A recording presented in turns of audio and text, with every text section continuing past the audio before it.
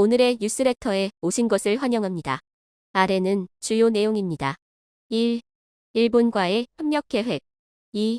한국은 우리에게 필요한 것입니다. 3. 일본 경제의 실패. 안녕하세요. 템페스트는 영국이 추진하는 차세대 전투기 공동개발 사업입니다. 공동개발국인 이탈리아, 스웨덴과 함께 6세대 전투기 개발을 위해 힘쓰고 있습니다. 그런데 최근 영국은 일본과의 계약을 추진시키고 있다고 합니다. 일본 F3 전투기를 공동 개발하며 서로의 부족한 부분을 보완할 수 있을 것으로 판단한 건데요. 일본의 최첨단 항공전자 장비와 레이더 기술을 도입하고 영국의 미사일 기술과 최첨단 차세대 엔진 기술을 공유하면서 성공 가능성을 높이려는 것입니다. 그 과정에서 스웨덴의 사부는 사업 참여 중단을 주장하고 나섰습니다. 8월 26일 사부의 CEO인 미카엘 요한손이 스웨덴의 다국적 프로젝트 참여에 대해 동명기라고 말하며 영국이 주도하는 템페스트 사업에 대한 참여는 사실상 중단되었다고 밝힌 것이죠. 그는 프로젝트의 초기 약속이 아직 실현되지 않았으며 사부와 스웨덴은 다른 미래 전투항공 시스템 피카즈 파트너들이 프로그램의 미래 방향을 계획하는 동시에 그들 자신의 미래 요구사항을 고려하는 동안 뒷자리에 앉아 있었다. 우리는 미래 전투항공 시스템 피카즈의 여백에 있고 우리의 참여는 처음에 생각했던 것만큼 집중적이지 않았다. 우리는 프로그램에서 빠지지 않았지만 영국, 이탈리아, 그리고 잠재적으로 일본이 프로그램을 어떻게 설정했는지 보는 동안 스웨덴의 동면 기간이 있었다. 어떻게 될지 잘 모르겠다라고 의견을 밝혔습니다. 템페스트 사업에 있어 일본의 입김이 강해지며 불만이 누적된 것으로 분석됩니다. 점점 자신들의 주장이 배제되며 입지가 줄어들었고 영국, 일본, 이탈리아의 기술에 접근조차 할 수 없자 불만이 커진 것이죠. 사부는 스웨덴의 대표적인 방산기업으로 80년 이상의 유구한 역사를 자랑하며 전 세계 항공산업을 주도하고 있습니다. 대표적으로 그리펜 전투기가 많은 인기를 받았죠. 이미 높은 항공산업을 꾸리고 있기에 독자적인 차세대 전투기 개발 역시 충분히 가능할 것으로 보입니다. 각 나라의 이해관계가 상충되며 문제가 발생했던 공동개발 사업은 비단 템페스트뿐만이 아닙니다.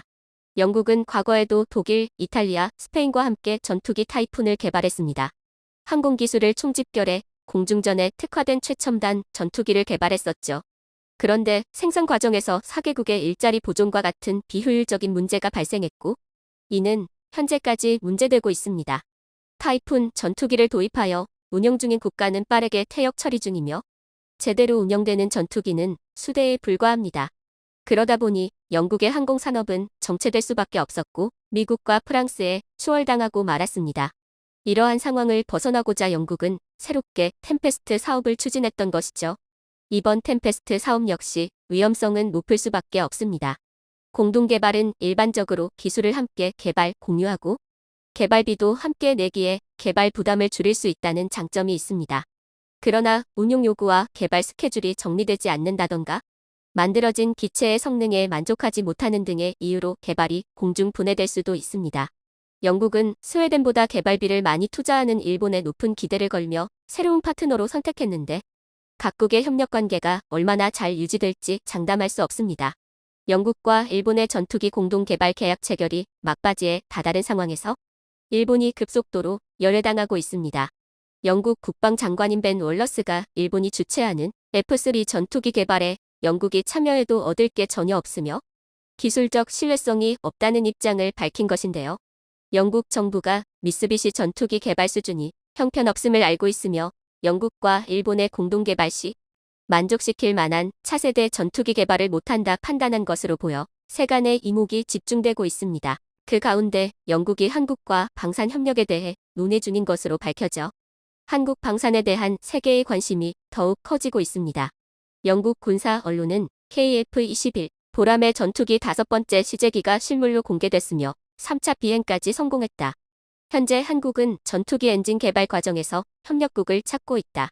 영국 기업 롤스로이스 엔진이 한국에게 손을 내밀어 군사동맹을 체결해야 한다고 주장했습니다. 지난 7월 신범철 국방부 차관은 영국 판버러 국제에어쇼 현장에서 제러미 킹 영국 국방부 획득 차관과 양자회담을 하고 방산 분야 협력을 논의했습니다. 국방부에 따르면 제러미 퀸 차관은 K9 자주포의 우수성을 잘 알고 있으며 첫 시험 비행에 성공한 한국형 전투기 KF-21 사업 등 다양한 분야에서 더 긴밀하게 협력하자고 제안했다고 합니다. 영국군은 폴란드에 이어 한국산 K9 자주포 200문 구매를 검토 중인 것으로 밝혀졌으며 KF-21을 도입하는 것 또한 검토 중이라고 합니다. 한국 방산에 대한 신뢰성을 영국의 국방장관으로부터 인정받은 것으로 볼 수 있습니다. 영국 수출 수주는 KF-21 전투기를 전 세계에 공개하며 그동안 개발해온 성능에 대해 검증받을 수 있는 기회가 될 것입니다. 국내 연구진에 따르면 테스트 정황상 첫 비행은 아무런 문제 없이 성공할 것으로 보인다고 합니다. 그동안의 연구 성과를 대외적으로 공개하여 인정받을 수 있을 것으로 보여 공식적인 자리에서 전 세계의 국방장관들에게 어필할 수 있는 기회가 될 것으로 기대됩니다. 한편 국방과학연구소 방위사업청은 KF-21 전투기의 해외 수출을 원활히 진행하기 위해서는 반드시 전투기에 장착할 터보팬 엔진을 독자적으로 개발해야 한다는 의견을 밝혔습니다. 방위사업청장은 공군 전력 발전 방향과 국산 해외 수출 관련 세미나에서 KF-21 보라매가 자체 개발 성과를 넘어 해외 수출에 도전하려면 엔진과 같은 핵심 구성품 독자 개발에 도전해야 한다고 견해를 밝힌 것이죠. 전투기의 부품을 국산화하는 것은 굉장히 중요합니다. 금전적인 부분에서 이득을 볼 수 있을 뿐만 아니라 성능 개량을 통한 업그레이드를 더욱 자세히 진행할 수 있으며 세계 방산 시장에 대한 판매도 수월하게 진행할 수 있기 때문입니다. 미국산 엔진을 사용하고 있는 현재 상황에서는 미국 방산 기업인 로키드 마틴이 F414 엔진을 제작한 지유와 협력하여 합법적으로 수출 방해를 할 수도 있습니다.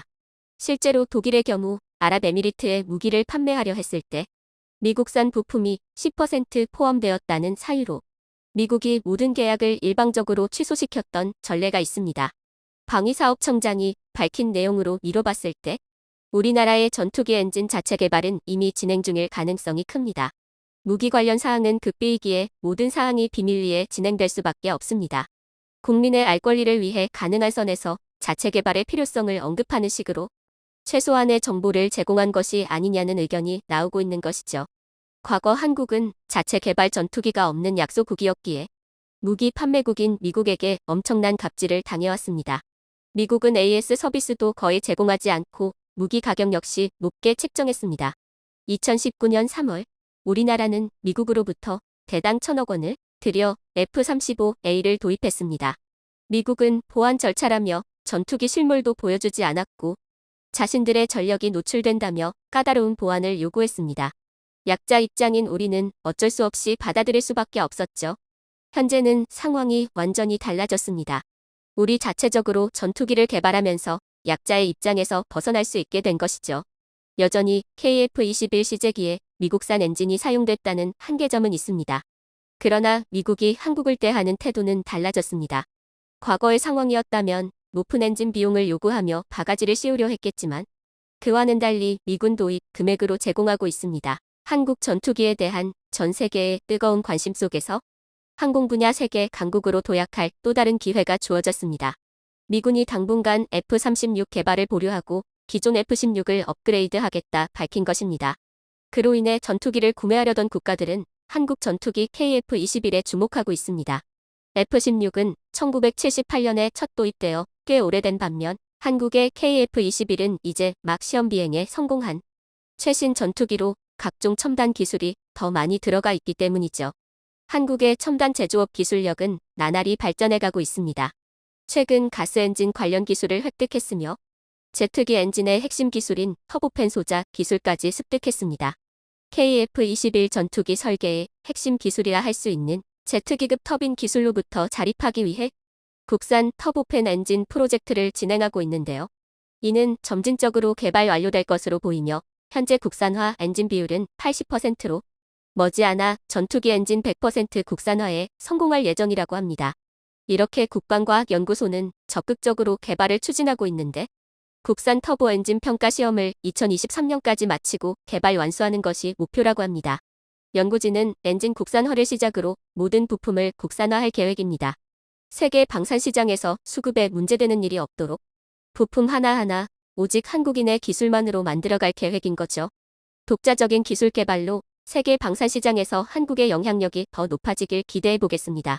방위 산업은 한국과 비교가 안 될 뿐만 아니라 일본 경제도 어려운 상황이다. 도요타는 1997년 하이브리드 차를 만들면서 배터리 제조 능력을 자체 구축해 온 바 있습니다. 파나소닉과 합작 사패부를 설립해 기술을 내재화했던 것입니다.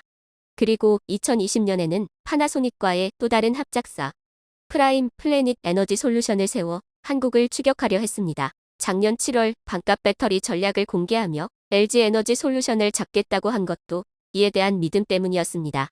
이를 위해 도쿠시마와 히메지 툼 4개 지역에 공장 건설을 계획했고 중국 다롄에도 공장을 세워 배터리 생산 원가를 절감하겠다는 의지를 나타내기도 했습니다. 이런 와중에 들려온 놀라운 소식은 도요타를 더욱 다급하게 했습니다. 지난 8월 LG에너지 솔루션과 혼다가 배터리 합작 공장을 짓기로 했던 것입니다. 혼다 CEO는 직접 한국을 찾아와 합작사 설립에 5조 원대 합의를 하기도 했습니다.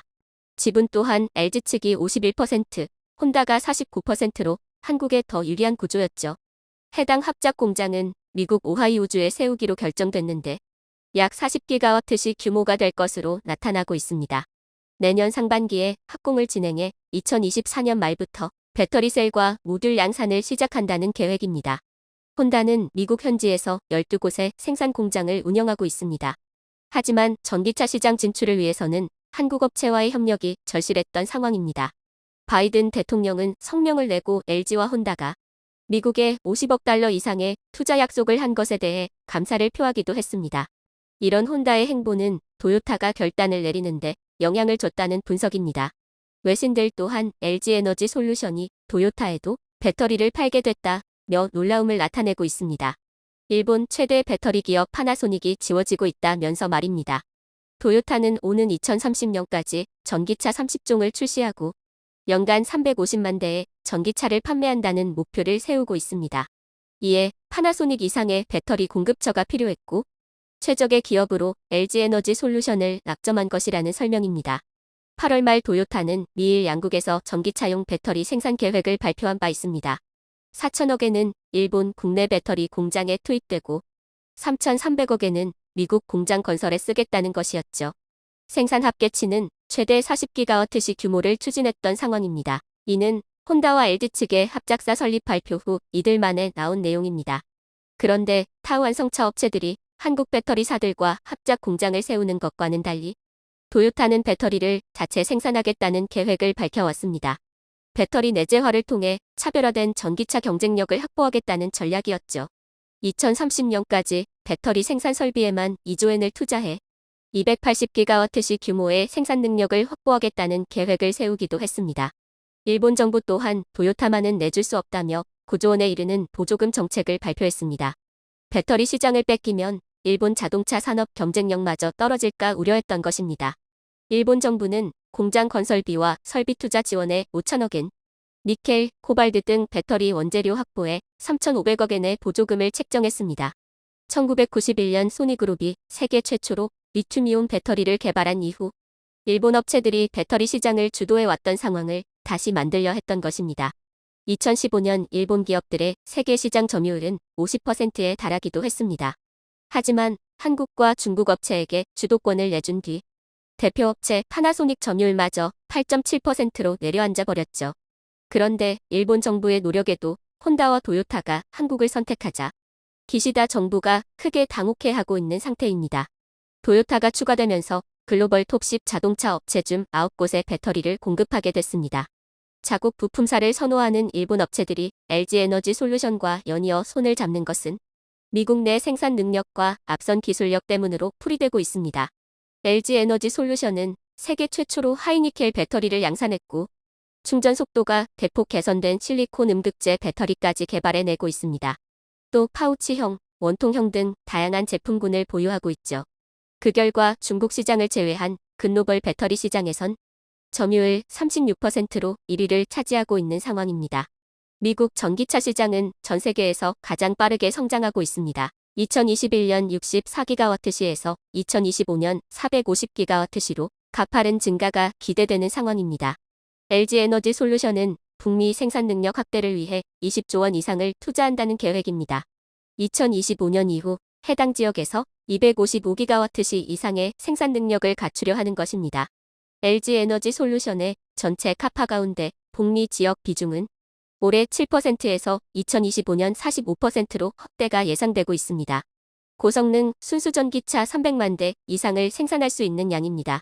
하지만 일본 파나소닉의 미국 공장은 테슬라 기가팩토리 공장 내 한 곳뿐입니다.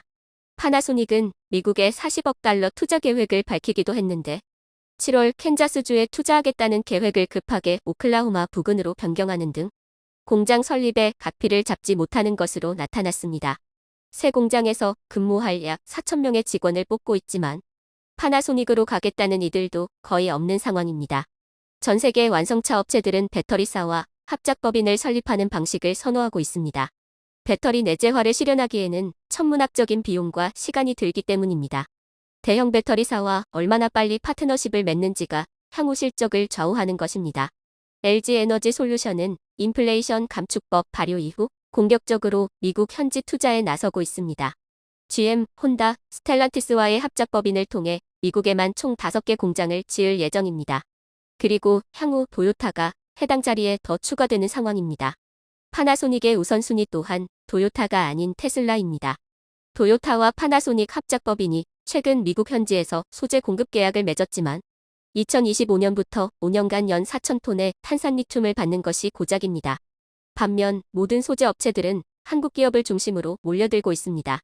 이라 이후 국내 배터리 업체의 소재 확보 현상을 보면 LG에너지 솔루션은 캐나다 업체로부터 황산 코발트 7,000톤과 약 25만 톤에 이르는 수산 화리튬을 공급받고 한국 포스코에서도 양응급제를 7년간 대량 공급받는 계약을 맺고 있습니다. 20일 백악관은 배터리 원료를 미국에서 생산하는데 약 4조 원을 지원하겠다고 밝혔고 한국 및 동맹국들과 함께 안정적인 공급망을 구축하겠다는 의지를 보이기도 했습니다. 인프라법에 근거해 책정한 보조금 중 28억 달러를 12개 주에 있는 20개 배터리 기업에 지급하기로 한 것입니다. 보조금을 받는 기업들의 자체 투자까지 포함하면 약 90억 달러가 리튬과 흑연, 니켈 등 전기차 배터리 원료의 개발 및 생산에 투입되는 것입니다. 그런데 선정된 20개 업체 중 국내 배터리사에 이미 소재를 공급하거나 예정인 곳도 상당합니다. LG에너지 솔루션에 천연 흑연을 공급하기로 한 호주 시라가 대표적입니다. 모잠비크에서 광산을 운영 중인 시라는 내년 미국 내 공장을 설립하려 하고 있습니다. 결국 한국 기업이 핵심 열쇠를 쥐자 미국 측 인사들도 연일 한국을 방문해 협력을 요청하고 있습니다. 18일 미국 오하이오주 경제개발청은 한국에서 기자간담회를 열고 투자 유치를 하기도 했습니다. 오하이오주는 LG에너지 솔루션과 GM의 합작법인 얼티엄셀즈 공장이 있는 곳입니다. 또 혼다와의 배터리 합작사 또한 오하이오주에 건설될 예정입니다. 그리고 포스코 케미칼은 GM에 이어 포드에도 대규모 양극재 공급을 추진하고 있습니다. 이는 소재 공급망 다변화를 노리는 포드 측의 요청에 따른 것입니다. 포드 최고 경영자는 지난달 한국을 찾아 리튬과 니켈 등 배터리 광물 분야에서의 협력을 요청했죠. 포스코는 현재 고순도니켈 및 수산화 리튬의 국내 생산을 준비 중인 상황입니다. 포스코 케미칼이 미국 포드에 수십조 원 규모의 양극재 공급을 계획하자 이는 일본 내에도 전해져 자신들만 뒤처졌다며 크게 한탄하는 모습을 보이고 있습니다. 실제로 자원 확보에 실패하고 기술력이 낮은 파나소닉을 찾는 이들은 거의 없기 때문입니다. 이런 상황에 일본은 전고체 배터리로 상황을 역전시키려 하기도 했습니다.